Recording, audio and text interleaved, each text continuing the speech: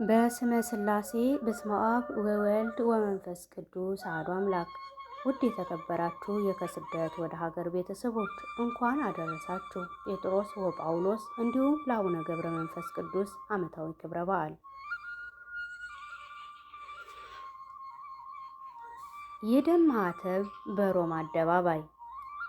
የሐምሌ 5 ብርሃን። ሐምሌ 5 ክረምቱ ሲዘንብ ምድሪቱ በበረከት ስትረሰርስ፣ ሰማይ ግን ሌላ የበረከት በር ይከፍታል። ዛሬ የቃል ኪዳን ቀን ነው። ዛሬ የጽናት ማኅተብ የታተመበት ዕለት ነው። ሁለት ታላላቅ ምሰሶዎች፣ ሁለት የቤተ ክርስቲያን መብራቶች በአንድ ቀን በአንድ ከተማ ስለ አንድ ክርስቶስ ፍቅር ደማቸውን ያፈሰሱበት ታላቅ ዕለት። የሮም አደባባይ በምድርሽ ውስጥ የፈሰሰውን የቅዱስ ምስጢር ንገሪን። ያኔ ጨካኙ ንጉሥ ኔሮን በዙፋኑ ላይ ሆኖ ዓለምን በጭካኔ ሲያናውጥ፣ በሰይፍና በሰንሰለት እውነትን ለማሰር ሲሞክር፣ ሁለት የአምላክ የልብ ወዳጆች ግን ሞትን በሞት ሊሽሩት፣ ለክርስቶስ ያላቸውን ፍቅር በደማቸው ሊያትሙ ወደ አደባባይ ወጡ።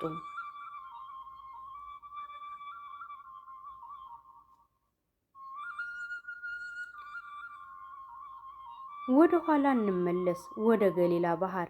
ሰው ሁሉ ቢክድህ እኔ አልክድህም ያለውን የእምነት አባት ስምዖን ኬፋን እናስበው። አዎ፣ በስቅለት ዕለት ድካም አሸንፎት 3 ጊዜ ክዶት የነበረው ጴጥሮስ። ዛሬ ግን ያ አይደለም። ዛሬ ፍርሃት የለም። ዛሬ መሸሽ የለም። ትወደኛለህን ለሚለው የአምላኩ ጥያቄ አዎ እወድሃለሁ የሚለውን መልስ በቃላት ብቻ ሳይሆን በሕይወቱ ለመስጠት መጣ። ኔሮን ሊሰቅለው ሲያዝዝ፣ ጴጥሮስ ግን እንዲህ አለ፣ እንደ ጌታዬ ቀና ብዬ ልሰቀል አይገባኝም። እኔ የአምላኬን ፊት ለማየት ብቁ አይደለሁምና እባካችሁ ቁልቁል ዘቅዝቃችሁ ስቀሉኝ። ፍቅርን እዩት፣ በትህትና የተሞላ ፍቅር፣ ራስን አሳልፎ የመስጠት ጥግ። ዓለምን በትምህርቱ ያናወጠው የሐዋርያት አለቃ ቅዱስ ጴጥሮስ በሰማዕትነት በደሙ ተጠመቀ። የገነት ቁልፍ የተሰጠው እጁ በችንካር ተመታ። ነፍሱ ግን ወደ ሰማያዊ ክብር በደስታ በረረች።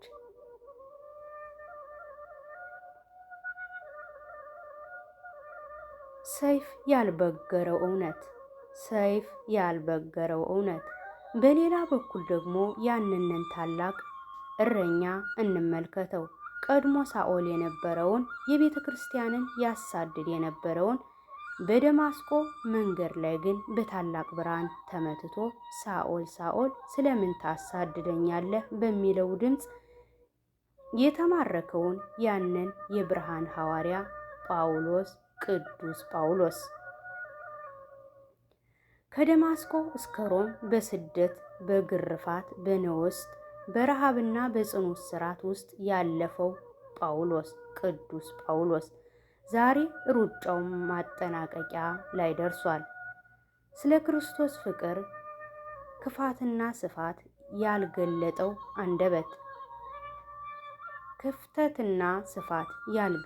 አንደበት ዛሬ በኔሮን ፊት ቆሟል። ሰይፉ ሲመዘዝ ጳውሎስ አልደነገጠም። ምክንያቱም እሱ አስቀድሞ ተናግሯል።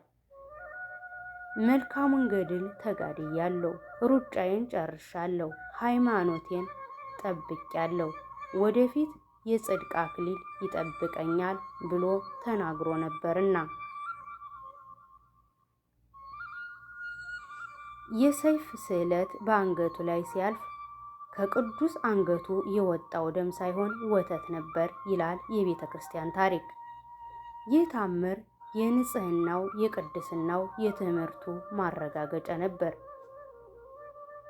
ቅዱስ ጳውሎስ በሰይፍ ተቀላ። ለአምላኩ የነበረውን ፍቅር ግን ከሰይፍ በላይ ሰላም ሆኖ በታሪክ ላይ ደመቀ። የሐምሌ 5 ሰማዕታት ጴጥሮስ ወጳውሎስ። አንዱ በይሁዳ አንዱ በአሕዛብ ላይ የተሾመው አንዱ ቁልቁል ተሰቅሎ አንዱ በሰይፍ ተቀልቶ በአንድነት የሮምን አፈር በቅድስና ደማቸው አረሱት።